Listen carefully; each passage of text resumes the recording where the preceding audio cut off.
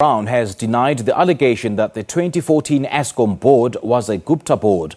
Brown dismissed the allegation, saying none of the board members had direct links to the controversial Gupta family. She was testifying before the commission of the inquiry into state capture sitting in Johannesburg. Now you have got the opportunity. Lynn Brown maintains the selection process for the 2014 Eskom board was transparent. Asked about the inquiry discussed at former President Jacob Zuma's Durban home, Brown said she was for the inquiry into Eskom affairs.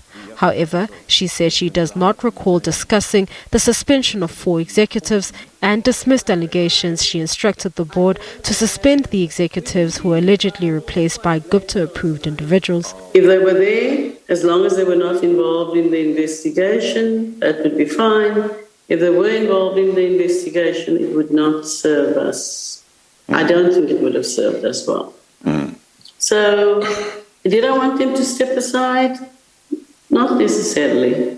If they stayed on, it would have been fine. If they were asked to step aside for 3 months in the interest of stabilizing the company, that would probably also have been something I could have alluded to. Brown testified Eskom was in dire financial difficulty when she became minister. The power utility had a debt of 180 billion rand, which had risen to 260 billion rand when she left cabinet and now sits at over 400 billion rand.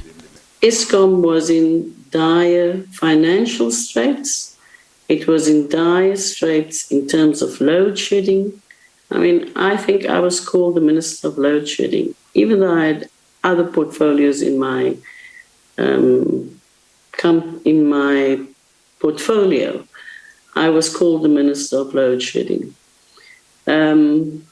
It's nothing compared to what is happening at the moment. Nobody's blamed at the moment for any of this load shedding. Asked about oversight, Brown said oversight was done by the department's DG and DDG and not the minister, adding that a minister could only exercise oversight based on the documentation presented by the department's officials.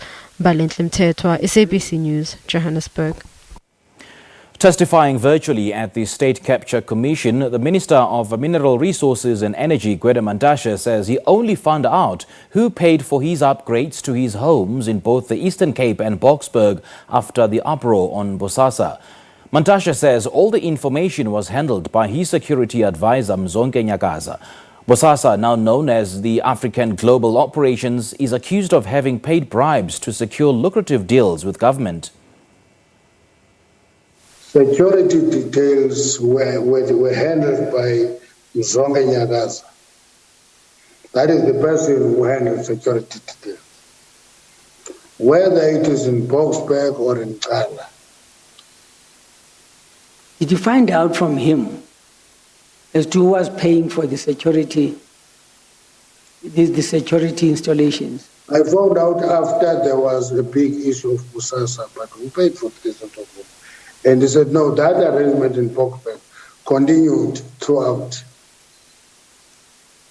So when they were installed, you didn't know who was responsible for the payments of the security in the Eastern Cape? The arrangement between Mzonke and Papa continued. But when they were installed, you didn't know about that, did you? No. Whom did you think was paying for these security installations? Papa and Mzonke had an arrangement that Papa would offer security that were of higher quality, and he will do that at his own cost. Yes. And that arrangement continued. If I understand, this was the arrangement he made was in 2013. Yes. And then you said in your evidence, you then found that this is working well. And 3 years later, you decided that the same arrangement should be made in your properties in Eastern Cape. Am I correct, yes, or did I misunderstand you? We used the term we because it was an outcome of a discussion with my security team. Yes. This is now after 3 years, after Boksburg meeting, you found that... It's continuous. Actually, in Boksburg, that those cameras help us eliminate dangers on 2 occasions. So as we discussed that, we in the discussion, listen, this thing works well, it can work in Ghana, it can work in the farm, both where there are no security fences.